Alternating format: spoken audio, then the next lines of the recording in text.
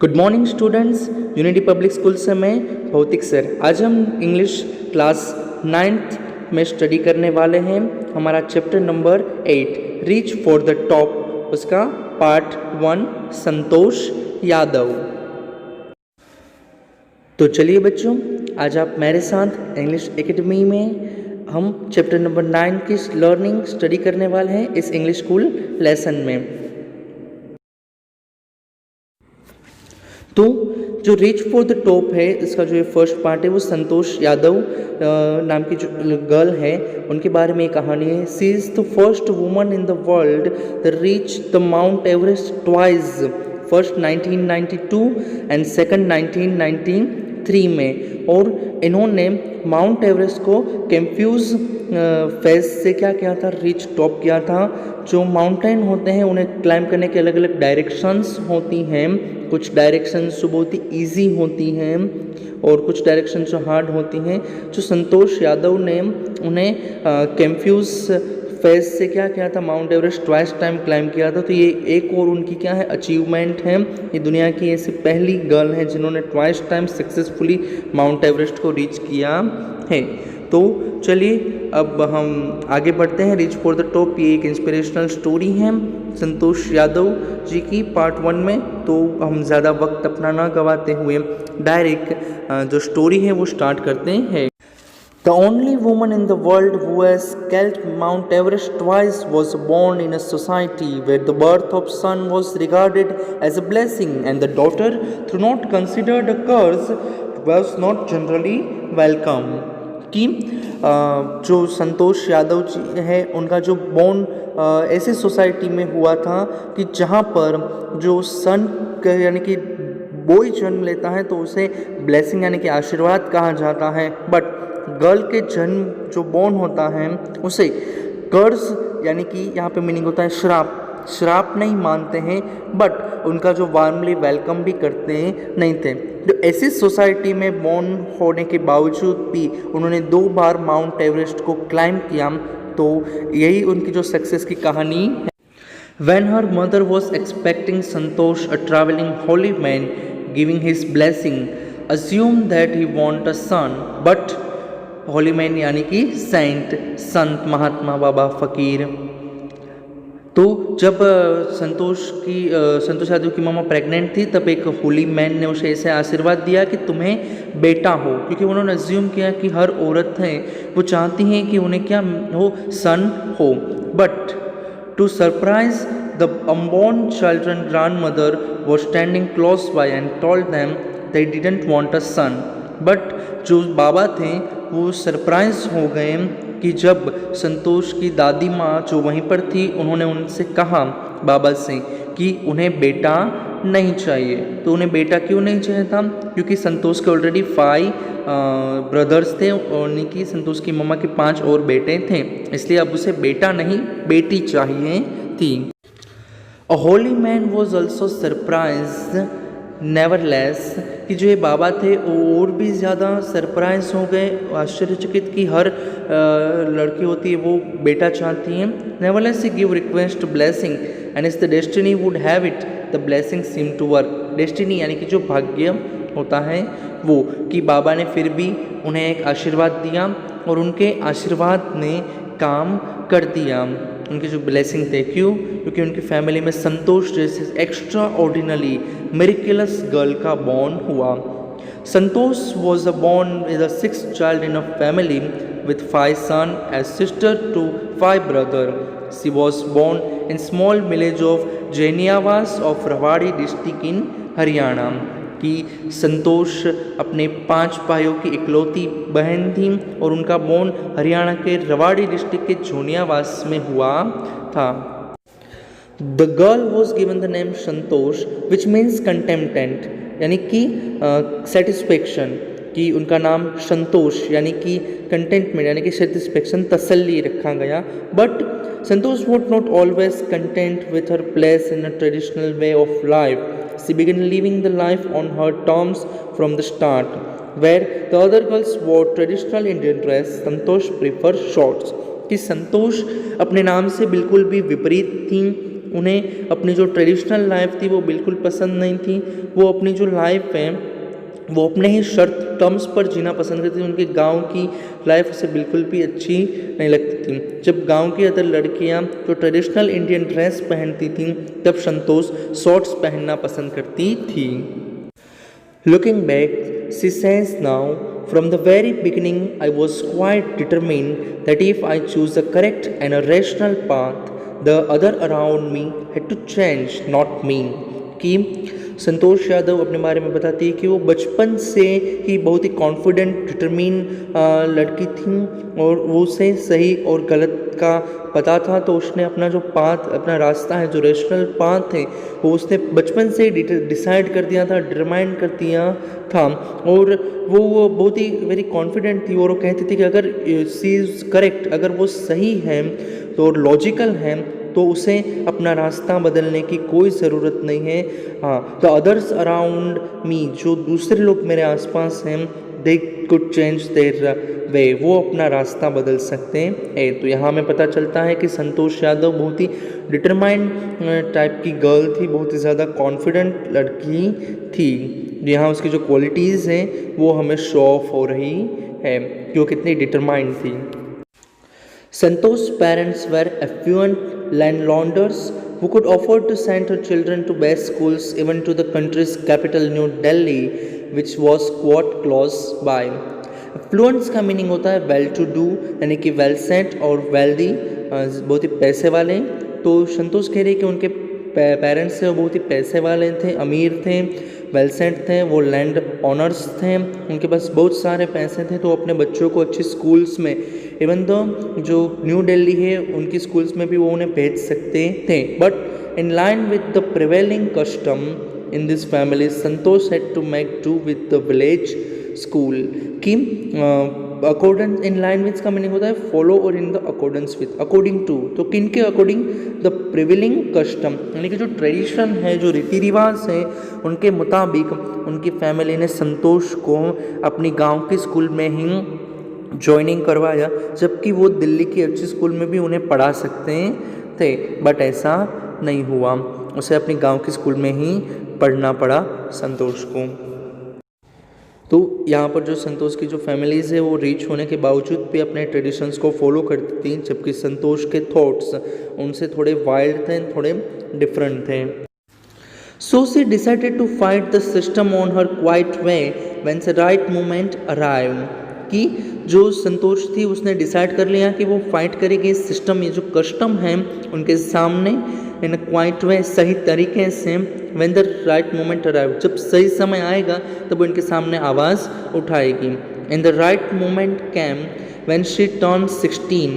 At 16, the most of girl in her village used to get married. Santosh was also under pressure from her parents to do same. कि उनके गांव में ज़्यादातर 16 साल की उम्र में लड़कियों की मैरिज करवा दी जाती थी और संतोष के पेरेंट्स भी यही चाहते थे कि संतोष भी अब शादी कर लें। बट संतोष के थॉट्स कुछ और थे।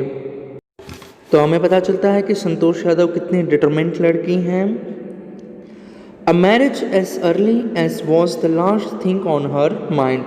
Last thing यानी कि the least important things, कि 16 साल की उम्र में सबसे इम्पोर्टेंट थिंग्स मैरिज होगा, ये तो संतोष ने कभी सोचा ही नहीं था। She threatened her parents she would never marry if she not get a proper education. उन्होंने अपने पेरेंट्स को चेतावनी दी कि उन्हें अच्छी शिक्षा नहीं दी जाएगी तो कभी शादी नहीं करेगी। She left home and got herself enrolled in a school in Delhi. उन्होंने घर छोड़ दिया और दिल्ली में एक स्कूल में अपना दाखिला करवा दिया। When her parents refused to pay education, she politely informed them on her plan to earn money by working part-time job to pay her school fees. कि politely यानी कि gently, जब उनके पेरेंट्स ने एजुकेशन फ़ीस देने से मना कर दिया तो उन्होंने बड़े आराम से अपने कहा कि मैं पार्ट टाइम वर्क करके स्कूल की फीस पे कर दूंगी, काम करके। And her parents then agreed to pay for the education, और आखिर उनके पेरेंट्स से वो उसकी एजुकेशन फ़ीस देने के लिए मान गए। तो संतोष यादव बचपन से ही थोड़ी स्टबर्न थी, खास करके जो उन्हें चाहिए था उसके लिए। यहाँ से पता चलता है कि वो कितनी एजुकेशन को लेकर डिटरमिन्ड थी, उन्हें पढ़ना था, इसलिए वो किसी भी तरह से अपना एजुकेशन हासिल करना जानती थी। जो she is a very determined and quite personality थी उनकी। Wishing always to study a bit more, with her father slowly getting used to her urge for more education, Santosh passed the high school examination, went to Jaipur, she joined the Maharani College and got a room in Kasturba hostel की। ज़्यादा से ज़्यादा पढ़ाई की जो उनकी जो इच्छा थी उन्हें धीरे धीरे उनके पिता भी मानने लगे, अर्ज यानी कि उनकी जो डिज़ायर्स थी वो पूरी करने लगे एजुकेशंस की। संतोष यादव ने जब हाई स्कूल एग्ज़ामिनेशन पास किया उसके बाद उन्होंने जयपुर की महारानी कॉलेज में एडमिशन लिया और कस्तूरबा रूम में अपने रूम रहकर वो वहीं पर रहकर पढ़ाई कर रही थी। तो ये जो बात है उनकी जो अनयूजुअल्स थिंग्स हैं, ज़्यादातर उनकी एज की जो लड़कियां होती हैं वो इस तरह के स्टेप्स और कदम उठाती नहीं हैं, पर संतोष यादव एक एक्स्ट्रा ऑर्डिनरी पर्सनालिटी थी। Santosh remembers Kasturba hostel faced the Aravali hills. I used to watch village from my room, going up to hill and suddenly vanished after a while. One day I decided to check out myself. Check out यानी कि find out the truths, कि सच्चाई क्या है। संतोष यादव जो कि राजस्थान के महारानी कॉलेज में एडमिशन लिया था और कस्तूरबा हॉस्टल में वो रहती थी, जो कि अरावली हिल्स के सामने ही है। जो अरावली हिल्स जो कि राजस्थान में आई हैं, वो वहाँ से देखा करती थी कि जो विलेजर्स हैं गांव वाले वो हिल्स पर चढ़ते हैं और फिर सडनली वेनिश गायब हो जाते हैं। तो उन्होंने डिसाइड किया कि वो चेकआउट करेगी कि आफ्टर ऑल वो जाते कहाँ हैं, वो उन्हें फाइंड करेगी। I found nobody except a few mountaineers. I asked if I could join them. To pleasant surprise, the answer is the affirmative and motivate me to take to climbing.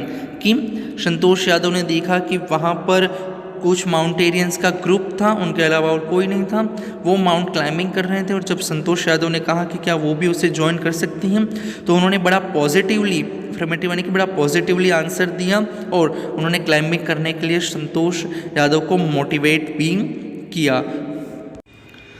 Then 3 was no looking back. No looking back का मतलब होता है progress without interruptance and immediate, कि बिना किसी रुकावट के जो उनकी प्रोग्रेस है वो चलती रही। For this determined young girl, she saved money and enrolled in a course of Uttarkashi Nehru institute of mountaineering, कि उनकी जो माउंटेनिंग क्लाइंबिंग की जो है वो चाहत बढ़ती गई और वैसे चाहत बढ़ते बढ़ते उन्होंने पैसे बचाए और Nehru institute of mountaineering Uttarkashi में एडमिशन लिया। My college semester in Jaipur was and in April but it's ended on the 19th of May and I was post to be Uttarkashi on 21st, कि उनके जो जयपुर कॉलेज का जो लास्ट सेमेस्टर था वो 19 मई को फिनिश हुआ और 21 मई से उत्तरकाशी में उनकी माउंटेनिंग की जो ट्रेनिंग है वो शुरू हो गई। Sorry I did not go back home, instead I headed straight the training, कि उन्हें वहाँ से सीधा अपने ट्रेनिंग में जाना था तो वो अपने घर नहीं जा पाए, क्योंकि 19 मई को उनका कॉलेज फिनिश हुआ, 21 मई से उनकी उत्तरकाशी में जो ट्रेनिंग है वो स्टार्ट हो गई थी, इसलिए वो अपनी जयपुर से सीधा उत्तरकाशी चले गए, वो अपने घर वापस जा पाए नहीं। And I had to write a letter for apology to my father, without whose permission I had got myself enrolled at Uttarkashi. Apology यानी कि से सॉरी, कि उन्होंने उनके फादर की परमिशन के बिना ही उत्तरकाशी में एनरोलमेंट कर लिया था, तो इसलिए वो अपने पिता से माफ़ी मांगता हुआ उन्होंने लेटर लिखा। Thereafter, Santosh went on an expedition every year. His climbing skill matured rapidly, यानी कि अब धीरे धीरे उसकी जो क्लाइंबिंग की चाहत है वो बढ़ती जा रही थी, उस अपनी स्किल को डेवलप्ड कर रही थी।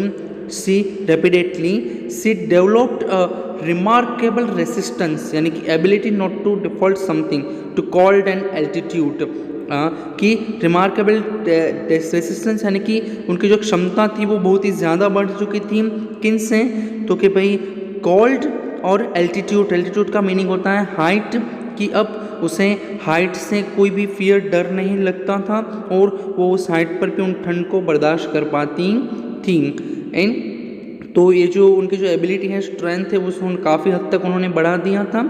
Equipped with an iron will, physical endurance and amazing mental toughness, she prove her self repeatedly. कि उनकी जो इक्विपाइड यानी कि मेंटल जो टफनेस थी, फिजिकल एंड्योरेंस यानी कि जो उनकी स्ट्रेंथ थी, और इक्विपाइड यानी कि सप्लाइड यानी कि आयरन विल पावर, जो हमने पहले भी कहा है कि वो बहुत ही स्ट्रांग थी, उनके डिटरमाइंड थी। तो वो चीज़ उन्होंने बार बार रेपिडेटली क्या की है, प्रूफ की है कि वो मेंटली कितनी टफ थी। Then culmination of her hard work and sincerity came in 1992. Just 4 years she had sharely asked the Aravalli mountaineers if she could join them. कि अब उन्होंने आगे क्या कहा है कि जब उन्होंने पहली बार माउंटेनिंग की थी तो वो कौन सी थी, हिल थी, अरवल्ली हिल थी जो राजस्थान में, उन्होंने उसे क्लाइंब किया था। और उसके सिर्फ उन माउंटेनियर्स की हेल्प की मदद से उसके सिर्फ 4 सालों के अंदर अपनी व्हील पावर और अरवल्ली हिल के क्लाइंबिंग के बाद जो उसकी जो माउंटेनियरिंग की चाहत थी, उसकी वजह से ओनली फॉर 4 इयर्स में जो उसकी जो हार्डवर्क थी वो रंग लाई थी। 1992 में क्लमिनेशन यानी कि जो एंड हुआ था क्या, तो कि उन्होंने 4 साल के अंदर माउंट एवरेस्ट क्लाइंब कर लिया और अपने आप को उन्होंने प्रूफ कर दिया था कि वो सबसे बेहतरीन माउंटेनियर है। इस बात को उन्होंने बखूबी से यहाँ पे प्रूफ किया था। तो ये चीज़ है जो उनका अपना जो डिटरमिनेशन है, हार्डनेस है, वो यहाँ पे शो ऑफ होती है। At barely 20 years of age, Santosh Yadav scaled Mount Everest, becoming the youngest woman in the world achieve the fact. Scale यानी कि क्लाइंब करना, कि संतोष यादव ने 20 साल की एज में माउंट एवरेस्ट क्लाइंब कर इस दुनिया की सबसे यंगेस्ट वुमन साबित हुई।